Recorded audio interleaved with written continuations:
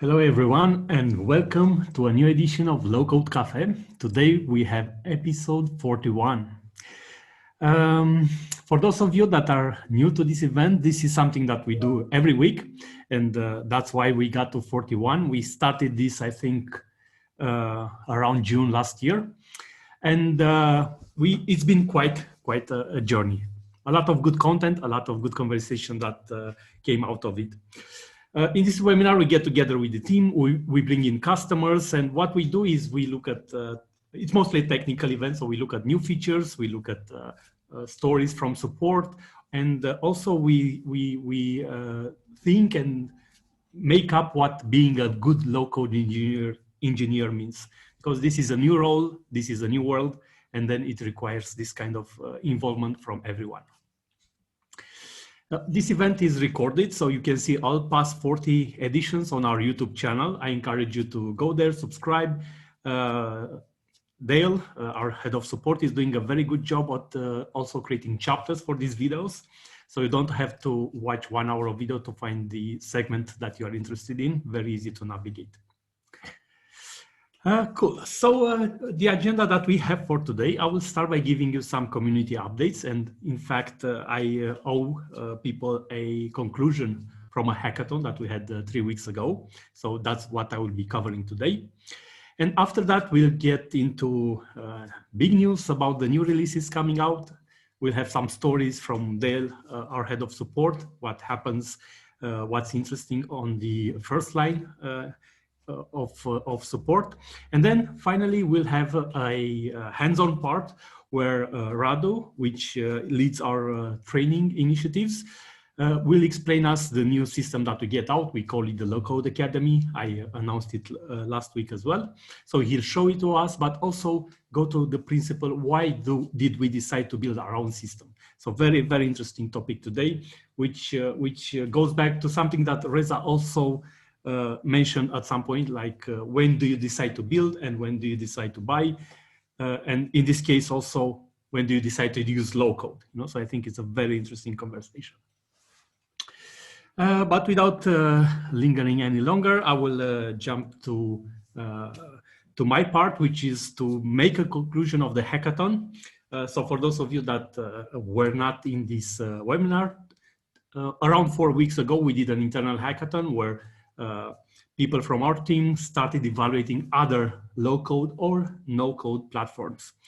1 week later in the webinar, we shared results and we had this competition where we allowed a jury but also the participants to vote the systems that they liked. And all teams had the same task, to build a ticketing solution.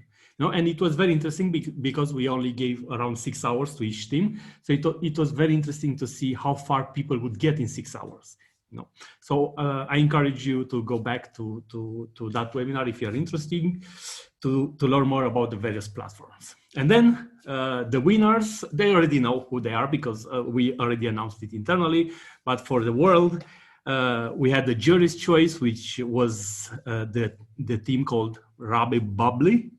Oh, I think I put this the other way around, sorry. So Rabbi Bubbly actually used Bubble, hence the name. So they built a ticketing system with Bubble, and they were the first choice for the jury. So congratulations, Andre, both Andres and Mihail, for doing this, for making this in such a short amount of time.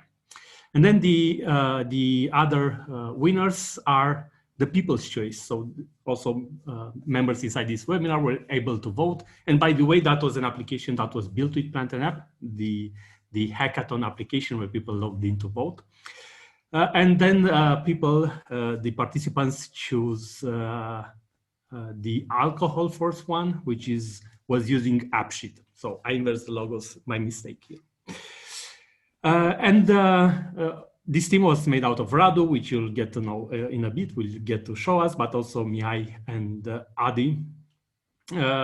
So very, very interesting both cases, but more than announcing the winners, I want to create also this conclusion to deliver some content, some lesson learned that hopefully will help make the decision which low-code platform I used for which purpose.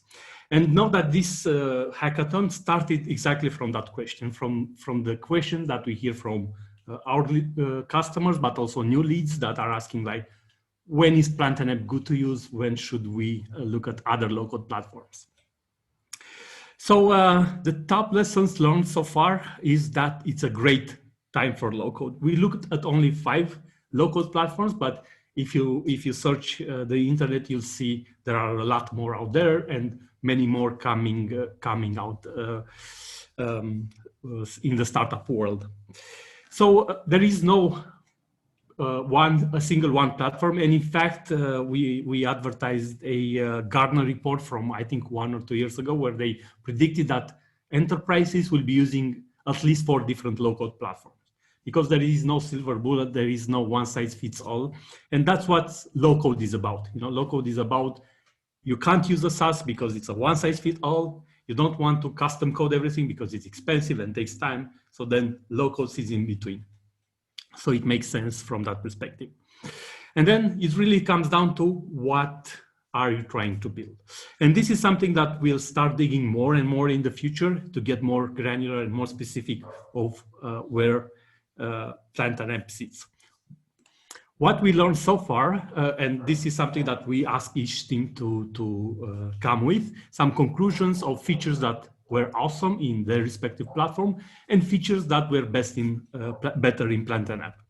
So just doing a quick overview of what our people consider that these platforms did in a better way. So in AppSheet, the team liked the nice and consistent UI and the chart and dashboarding capabilities.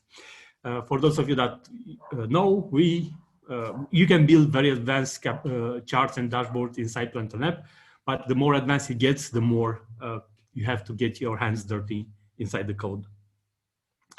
And then with Bubble, it's the drag and drop actions and inputs. I suspect that it's mostly about inputs. Their phone builder capabilities is more visual than us. And also the add-ons and plugins, so the marketplace, that is something that we plan to release. So probably in about 2 months, we'll have something similar, but they already have this ecosystem and this marketplace that is popular. And also, of course, something that we are working on and will have soon is this ability to, to have good onboarding tutorials. Retool, same thing with the drag and drop, from what I can tell, very visual. And then also the ability to work with data. For those of you that seen Retool, is very focused on internal applications, and UI is very light. But on the other hand, because it's very light, it can be built like a single page application to manage all components in a single place. And then it's also better to use it with external data sources. So by default, it asks you to pick existing data sets instead of creating your own.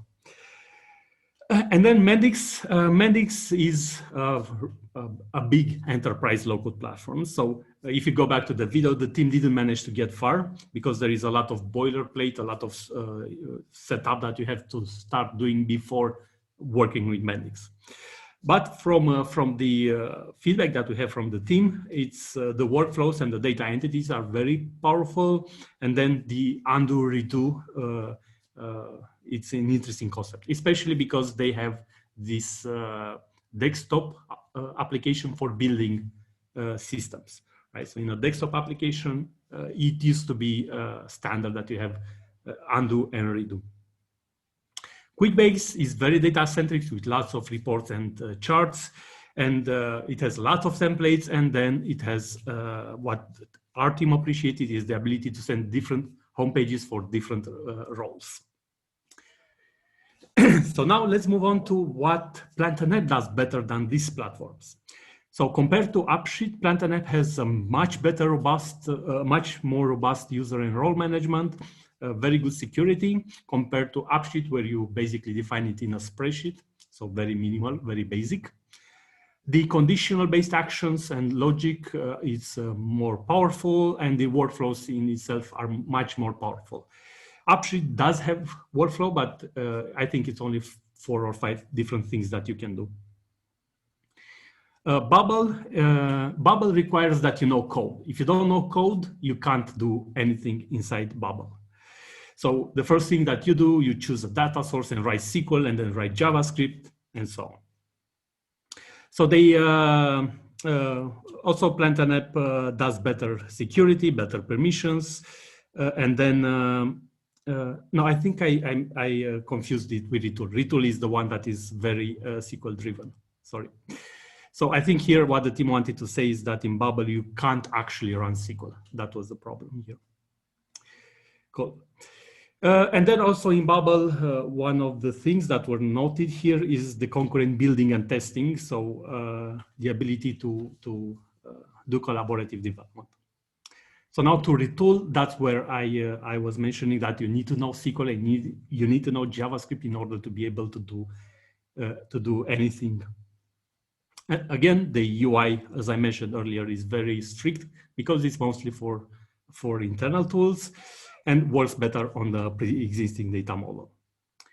With Mendix being such a big system that is also one of the first low-code platforms. They basically invented the low-code term. So they are a huge system and it requires a lot of training. And that's why what we see in real world is that if you want to build an application in Mendix, you need a team of senior developers, right? Cool. And finally, QuickBase, I think what the team mentions here is that it lacks flexibility in roles and permission. It lacks variables, like we have the token concept, and it lacks action on buttons. So I suspect the team wanted to say maybe workflows or complex workflows, the ability to create complex workflows. From what I remember it like a simple data application creation. Cool. So yeah, I mean, I wanted to go through these findings. Maybe they are not the most accurate because the teams only spend 6 hours on each, but I think it's a very good starting point, and we'll keep iterating on this. But I will share these slides with you. And finally, the question comes to when should I use Plantain app versus other platforms? And this is where we'll keep iterating. What we see from our customers so far that they appreciate when we ask them is the flexibility and being able to work outside the box. So being able to find a solution to any problem. And if you've already worked in Plantain app and you are experienced with it, you know that for any challenge, you maybe have 5, 6 different solutions, and you just have to figure out which one is the best for you. Cool. So that's what I wanted to share with you. I'm hoping this helps broaden the perspective on the low-code market. We definitely don't want to replace all the low-code platforms out there. We also think that there is a place for any platform. And our positioning is when flexibility is key, Plantain app, we think, is the ideal choice. Cool. I will pass on to Reza now, our head of product, to give us the big news about the release and what's coming up. Thanks, Bogdan. Hey, everyone. Yeah, so last week we took a pretty deep look at the features that were coming out in 1.13. I'm happy to report that the 1.13 release is available now and can be upgraded right from within your applications with the one-click update. Or downloaded individually as the modules on bnnsharp.com. Just a couple of highlights in case you missed last week. We've got a lot of important under-the-hood updates as far as security goes, and some refactors of key libraries. So pretty important update to take wholly, and I'll touch on that in a second. There's a new SQL console, very, very powerful. I think it will really help you speed up your development, as well as being able to explore and work with your data right out of App Builder. We've got a new all users role, which will let you have a lot of flexibility in giving read and view permissions to pretty much anyone, even people who aren't signed in to your application when appropriate. And kind of lastly, DNN 990 is officially certified. Highly recommend looking through the release notes. There's just too much to possibly touch on in one setting here in this call. The thing I did want to call out that's very important that we didn't get into last week is just an important thing about upgrading. One is that you'll want to go to take everything that is a 13 version, all of the different features and components, listing, forms, and things. It's kind of an all or nothing, so you can't be mixed mode. A lot of times you can, we don't recommend it, but sometimes we haven't changed or touched something in a release or two, and that's fine. You're always getting the versions of things that work together and have been tested together in Plantain. In this case, though, everything pretty much has a .13 version, and you'll want to make sure you take all those together. Also, super important, do not skip the 12 version of things. So before you go to 13, you need to take everything, if they have a 12, a .12, up to .12, and then go to 13. And normally this situation doesn't come about, and we try to make it as light a touch as possible. But like I said, there's some major refactors and security enhancements that have gone into this one. And so everything's been incremented, and there are some scripts and things that run on the upgrade path along the way. And so you'll just want to make sure you go to the 12 version first, and then take everything up to 13. In Plantain app, this is two one clicks and you're done, and everything will happen for you. But if you're doing things granularly or individually, you'll just want to make sure you follow that advice. Last thing I'll touch on is, as I also mentioned last week, we're well now underway into our 1.14 release. There's a couple of new features that were carryovers that didn't quite make it into .13, so we're finishing those up, and they'll be really great and useful and powerful. But we're taking a lot of our bandwidth in this month's release and going to focus on stability, the date time, making that easier to use and make sure it's very consistent to work with, and simplifying it a little bit, as well as just various things that are coming in on the community portal and the support center. And so just kind of a for the people release, and make sure that we're not just giving you new stuff, but that what you have works and works well. And so that's it, and more to come. I'll be hopefully demoing some things along the way as the release progresses. And some of this stuff we'll put out as hot fixes as available, and won't have you waiting. That's it for me this week. Great. That means we can go into From the Trenches. Good morning, everyone. First of all, I think the most important thing to talk about is that if you remember a few weeks ago, I was starring in a movie, and I finally got a group picture. And I just wanted to point out that if you get out your magnifying glass, you'll be able to find me in this picture. So finally got some pictures from the set, and yeah, I'm a star.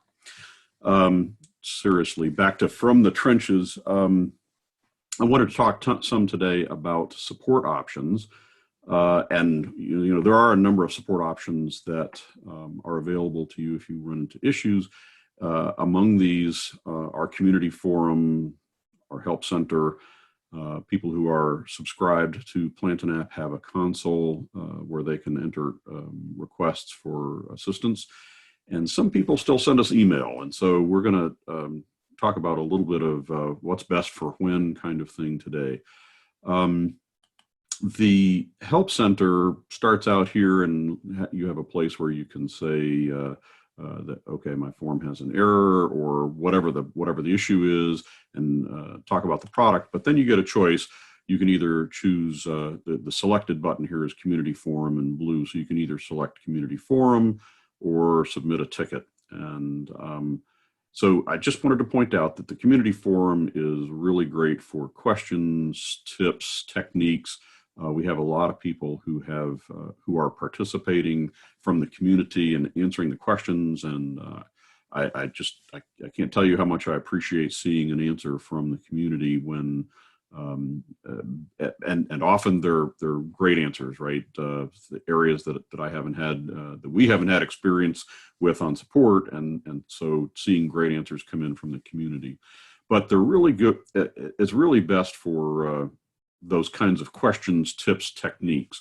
When it comes into, hey, I have a problem with the product, something isn't working well, then the Help Center is definitely the place to enter a case. This provides us on the backside with lots of ability to follow up and make sure that we take care of the issue that you said. It helps us share it internally. So if you know it's a product with the problem with the product, or you're reporting an error message, anything that's secure, if there's credentials involved or confidential pages, the Help Center gives us a place to be able to do all that and do it privately without publishing it to the world. So that might help you as you make a choice for that. For people who are subscribing to Plant an App and have the support center, the Help Center there, though that was intended primarily for hosting issues, to post things there.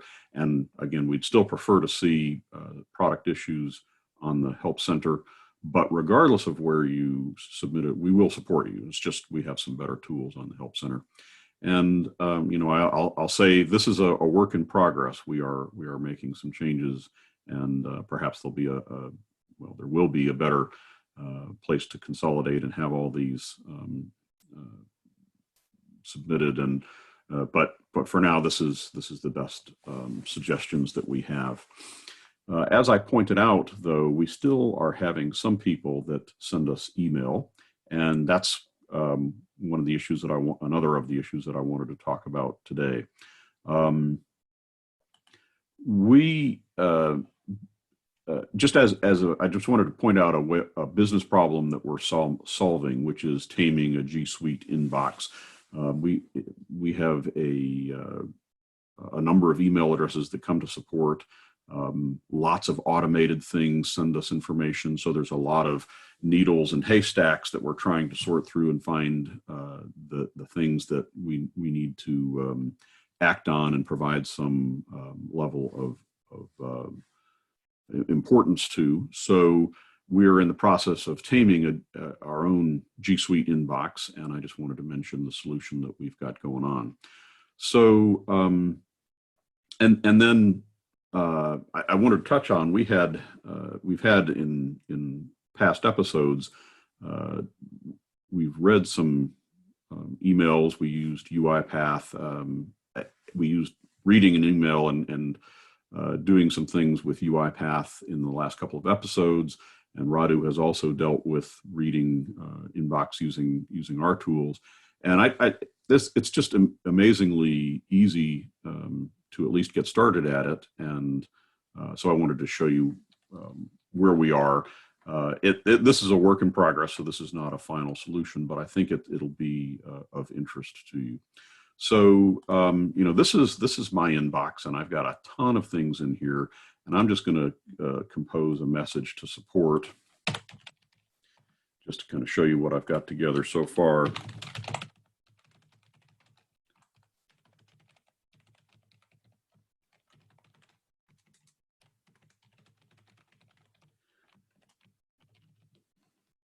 So I sent a message to our support, and that'll come through in just a minute. But what I've put together is an inbound email database, and so I'm going to go and view that page in our application and sort it backwards by ID.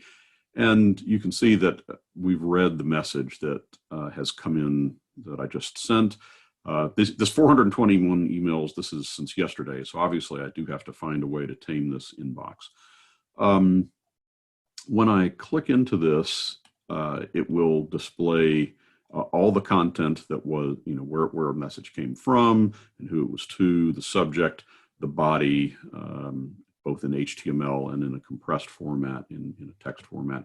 So we're getting all the data in, and I just wanted to point out that, first of all, putting that together wasn't difficult except in dealing with G Suite. And so I wanted to point out a tip of how to do that and make sure that I think Radu again has touched on it, but I wanted to get it on record so that we anybody who wants to do something similar won't have to spend the hour that I did trying to find their way through G Suite.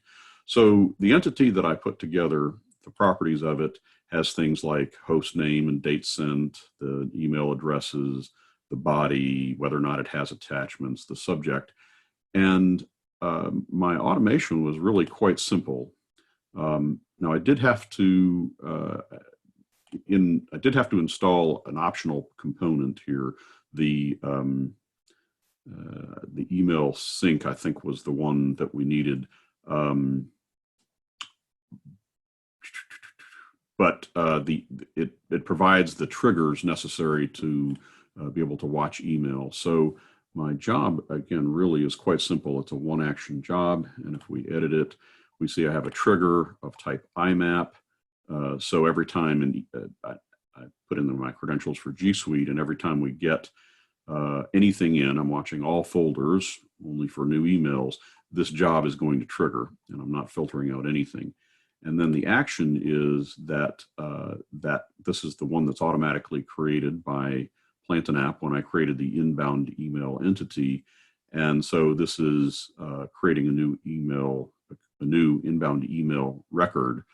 And I'm just passing in all of the information, the tokens from that trigger to the fields that correspond with the same name.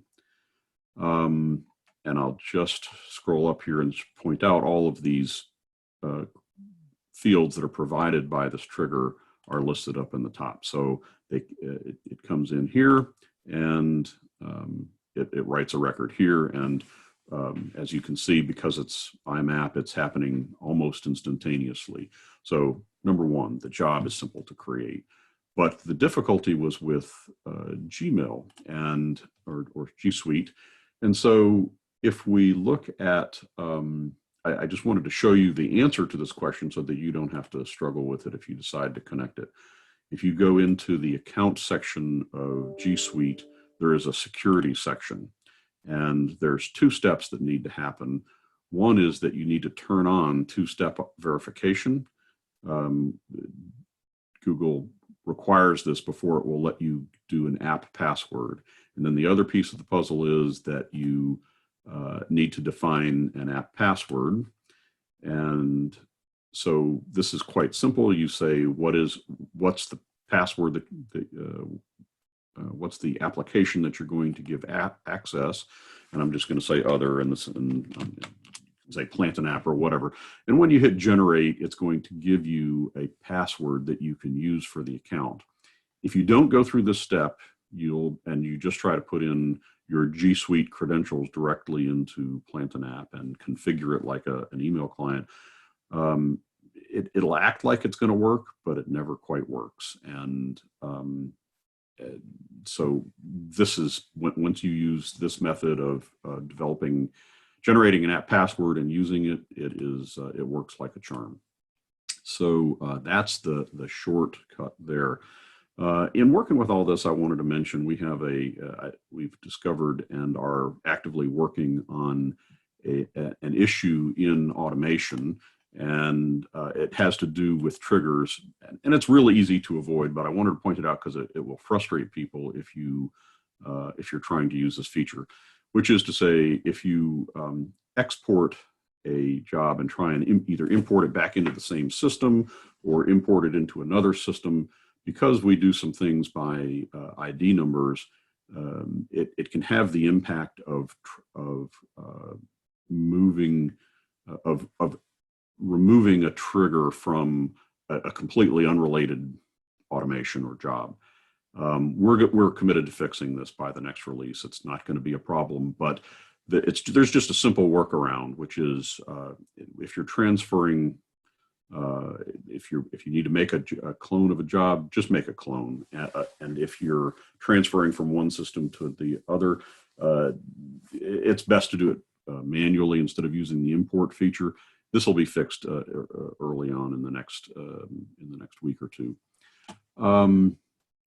But it's as a reliability issue and an easy thing to go around. I just wanted to mention that. And then with that, I'm going to transition to hands-on low coding with Radu. Today, we're talking about our learning management platform and the Low Code Academy.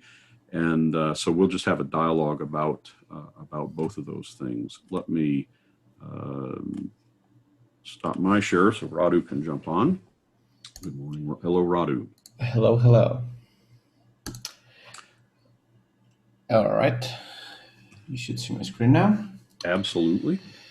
Cool. So, yeah, I think we tested for a few weeks already. So, Low Code Academy is up and running. And the first course that you can take on is going to be available in a few weeks, hopefully. Starting today, I'm going to start sending invitations from some people that were interested to give us some feedback on the initial course and on the platform as a whole. So if you're interested in seeing what's actually happening inside Low Code Academy, just send us an email or type your email here in the chat, and we can start sending. I'm gonna take care of sending you some invitations, and you can start taking the first course and also register with the Plant and App console. And really, this is kind of early, right? We're really asking if somebody wants to review it from a standpoint of helping us with final check of the content, right?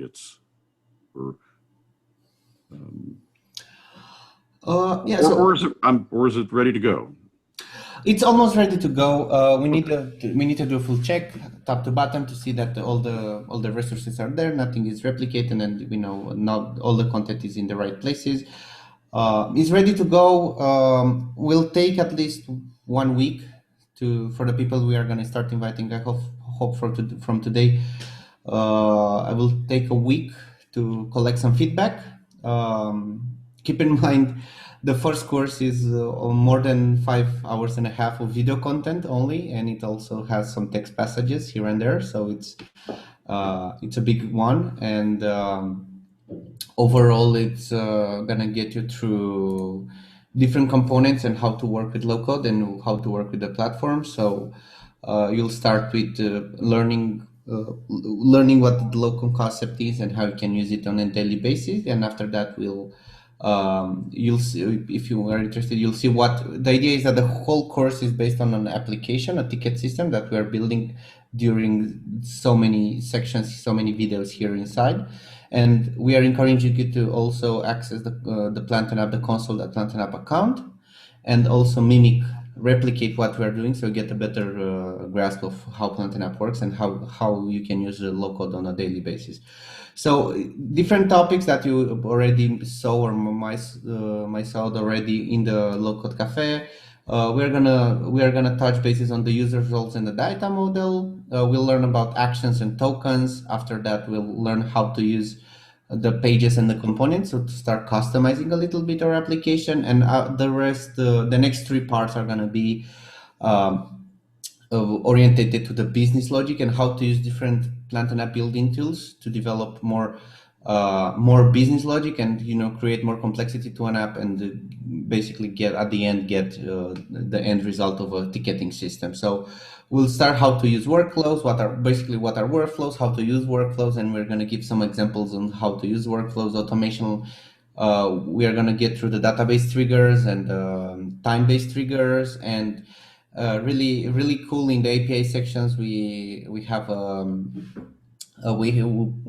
an example how to integrate with the Google API, with the Google Sheets, how to use an internal Plant and App API to push data to a Google Sheet. And in the end, we're gonna get on how to debug, how to use the logs, when to update, and some general rules like if you need support or if you need help, and by any means how to access it, and how to use the building logging systems from Plant and App to help you figure out some things that may not work or may not be configured properly.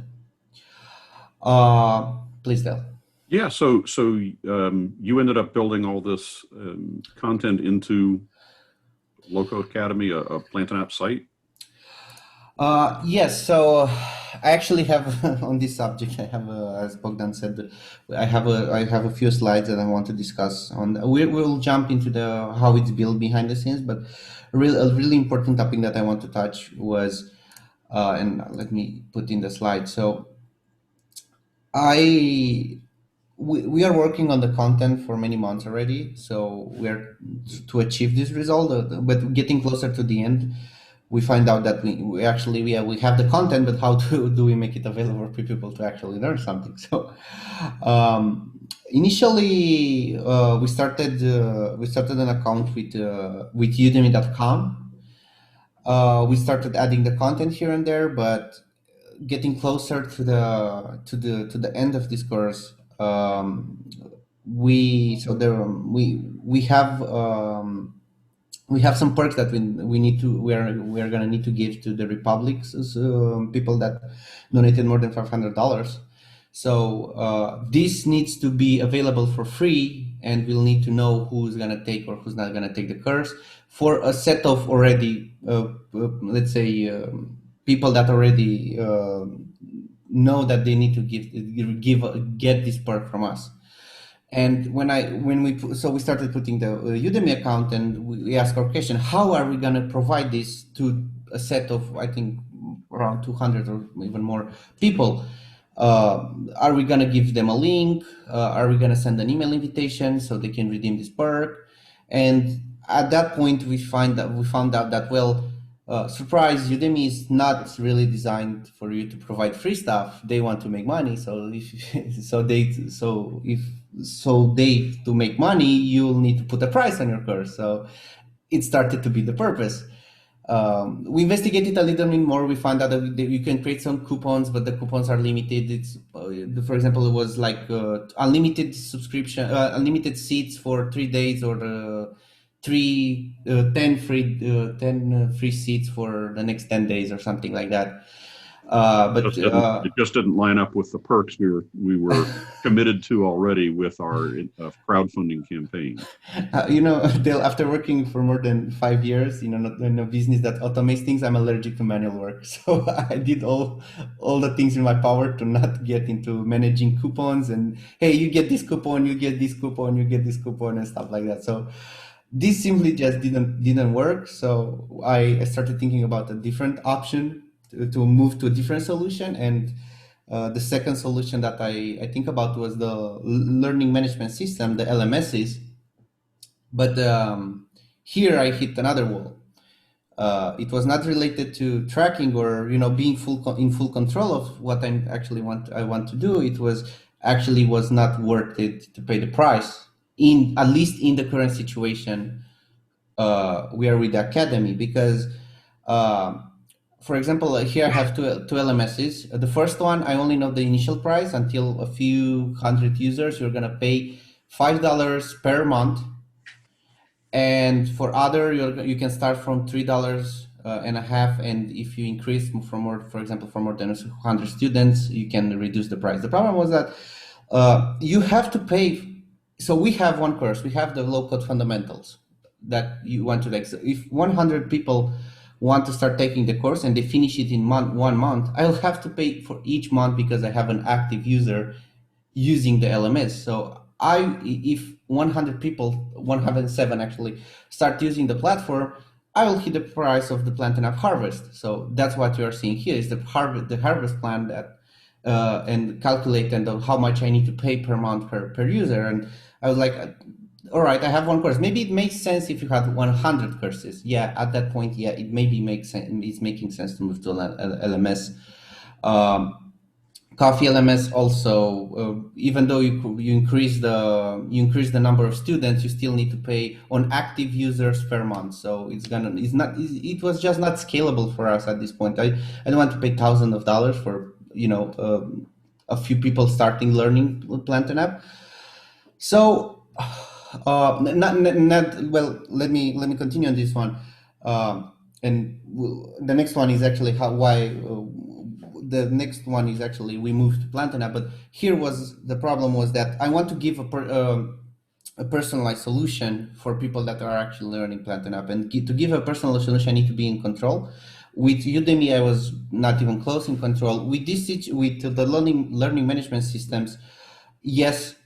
you can have a branded, their name branded solution. Otherwise, you can integrate with the APIs. And at that point, you start needing a second application. So you increase the costs even more. In this situation, we had Plant and App, so it wasn't the case. But don't think that if you start using LMS, then this is all the cost for like $6,400 is going to be the cost for 100 students per year, because you need to integrate with the API. So you have to have someone to maintain the APIs. You have someone to report on the APIs. You have to build a platform around the LMS. So this is just what you pay for being able to put your content somewhere else in a platform. So financially, it made sense for us to do something different. Yeah, and well, obviously, financially it makes sense, and not only financially, it makes sense when it comes of what we are trying to achieve here. I want to know what people are doing. I want to know if the course is performing as it should perform. I want to see if people are getting stuck or not. And I know it's funny, but I'm in the application that I just saw you. I was saying about I'm gonna send you some invitations. Well, I built my own academy system, my own LMS for putting up content, but I also built a small invitation so I can send invitation. I can control the access of who is seeing what. And then it hit me. Well, if I'm building this for end users, for partners, for you people watching this, why can I clone this application or reuse this application internally?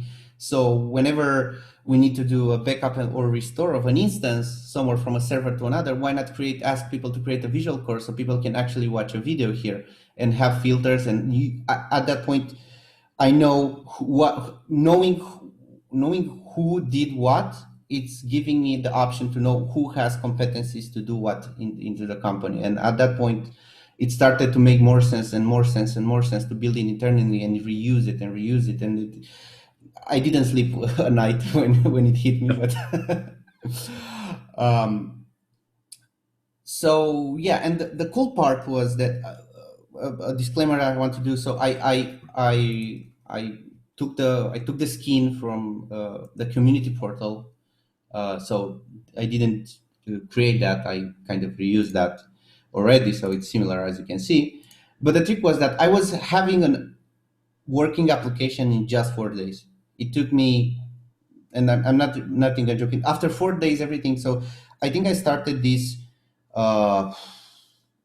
Friday last week, 2 weeks ago, Friday. So it's gonna be about 10 days or something like that. So this instance is 10 days old. In the first 4 days, I did the logic, I did the security, I did the single sign on with the console. I created the structure. Whatever you're seeing here, the scrollable part, checking the categories, doing the whenever upgrading, whenever you click something. So all the moving parts. And after that, it took me another 2 days to put in all the content. So again, as I told you, 5 hours and a half only of video content. And as you can see here, some sections that are text. So we are closing in 6 hours, something like that. And now I'm in a point where I say, okay, so after 10 days, I'm starting a private beta with people so they can review the platform and the content. So in 10 days, I started from not having a solution to fulfill a need that I have, so to deliver the perks for the Republic people on doing this. Starting delivering. And just to give you some perspective, I think somewhere next week we're gonna start. If someone from Republic is here next week, you may start getting your perks. Well, it looks great. Were there technical challenges to getting that to happen? Not really. And actually, I had some fun doing that. I actually used some Lambda functions also.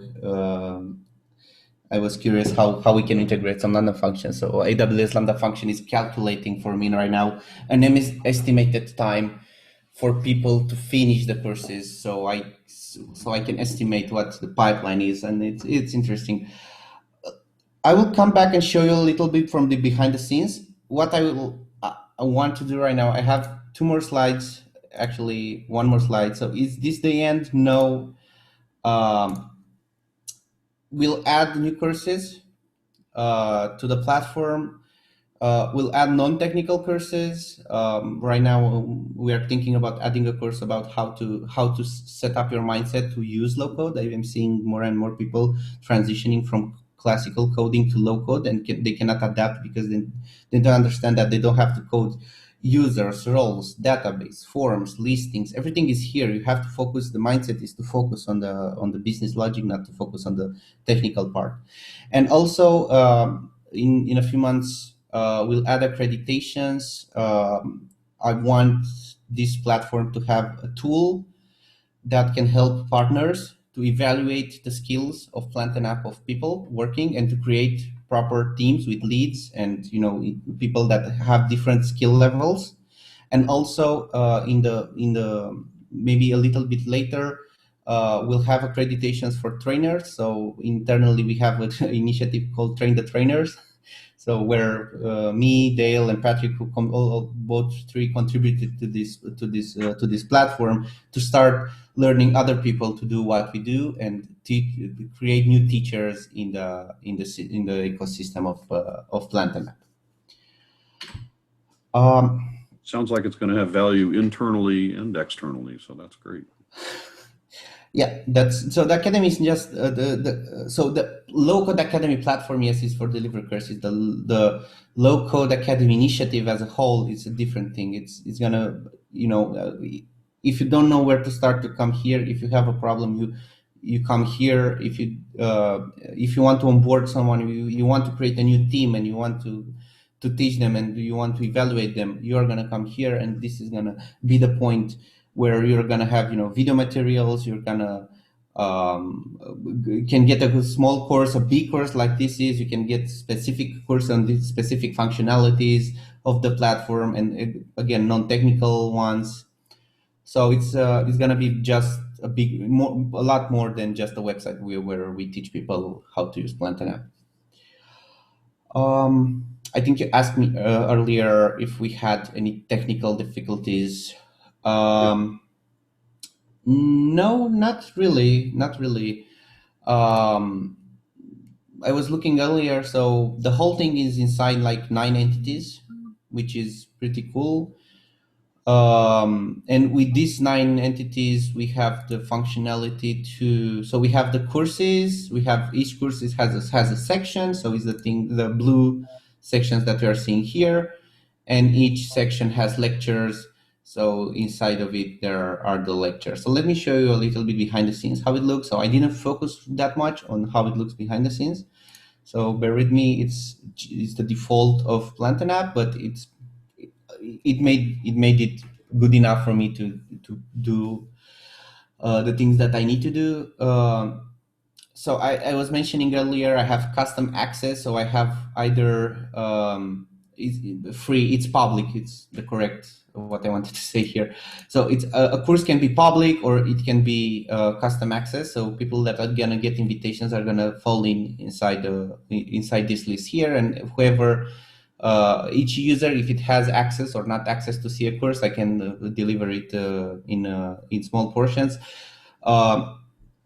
And then I can see how many people, how many students started the course. So we have 9 people that can access it, but only 8 people started. So maybe someone that I was testing the invitation system only accepted the invitation, but didn't actually have the opportunity to have a look at the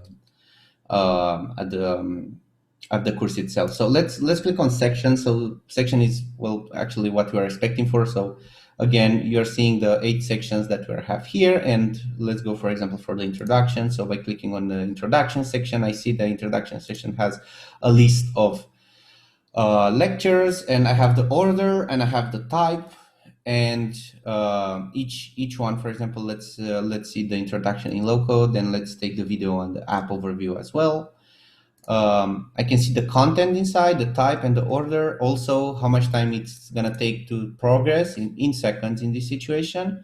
And if I want to edit it, I have a big content editor where I can change something, or I can adjust something really quickly.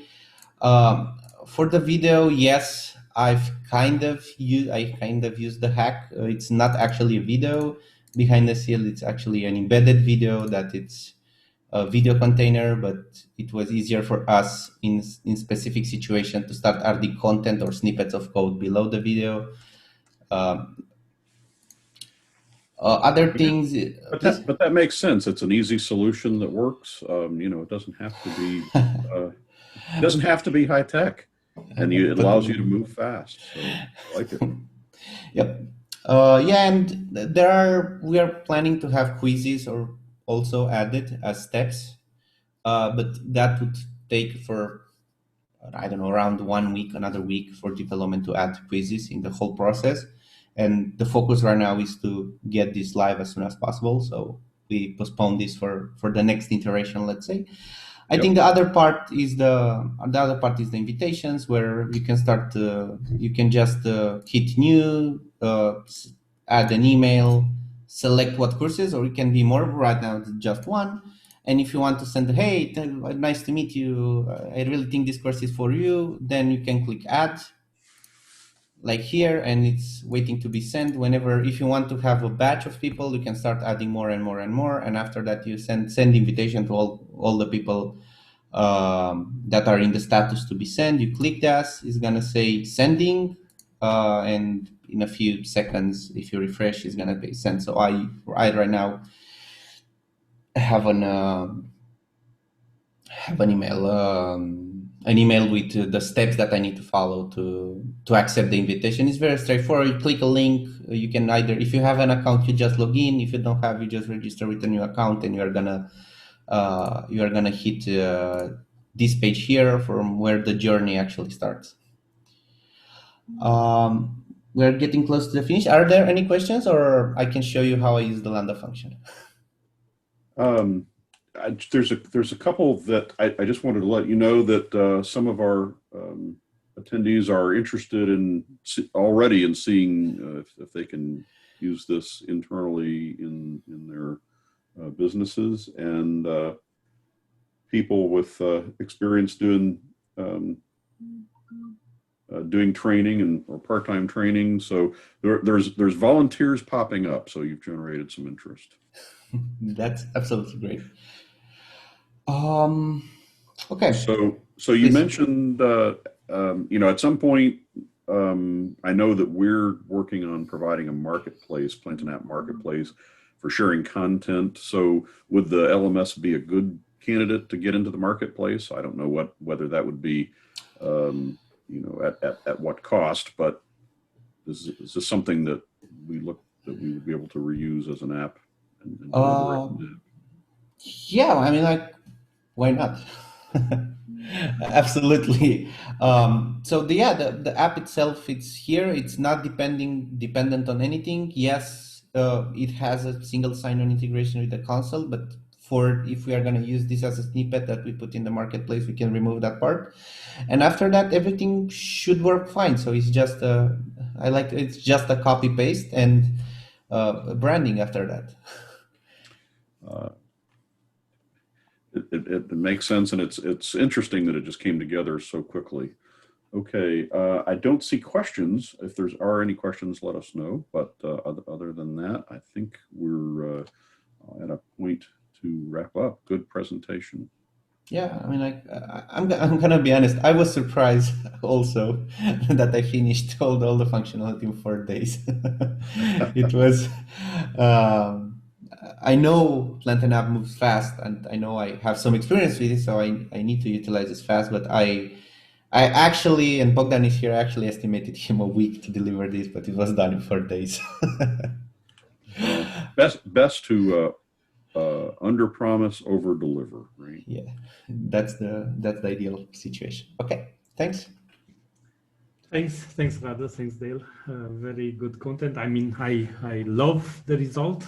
It's something that I think we are maybe 1 year overdue. You know, when we first released Plantain App as a public self-service registration last year, it was, I think, around this time. I think we could have used to have this kind of learning academy.